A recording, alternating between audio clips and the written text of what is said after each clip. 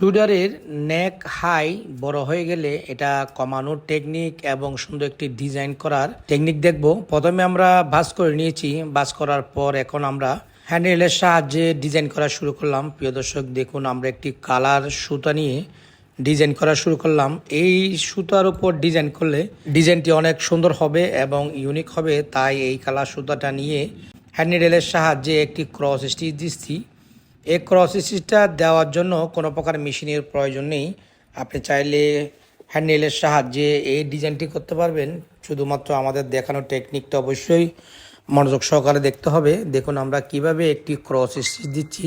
দেখুন হ্যান্ডেলের সাহায্যে আমাদের ইনসাইডের সেলাই দেখা যাচ্ছে, ডাবল সেলাই, এটা টেকসই মজবুত হয়ে যাবে।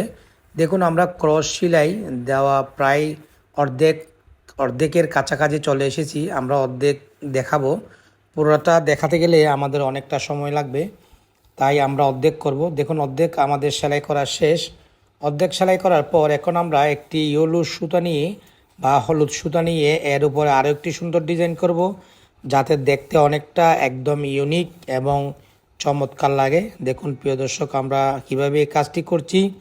এরকম ইম্পর্টেন্ট ভিডিও পেতে আমাদের চ্যানেলটি সাবস্ক্রাইব করুন এবং একটি লাইক দিন।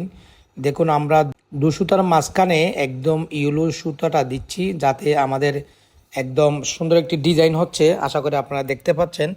আপনারাও চাইলে খুব সহজে এই ধরনের ডিজাইন করে আপনার সুইডারকে সুন্দর একটি লুক দিতে পারবেন। প্রিয় দর্শক দেখুন আমাদের ডিজাইন করা প্রায় শেষ। এত সুন্দর ডিজাইন করার জন্য শুধুমাত্র আমাদের এই টেকনিকটা অবশ্যই আপনাকে ফলো করতে হবে। দেখুন আমরা কত সুন্দরভাবে একটি সুইডারে রিপ হাইট কমিয়ে ফেললাম এবং সুন্দর এবং একটি ইউনিক ডিজাইন করলাম।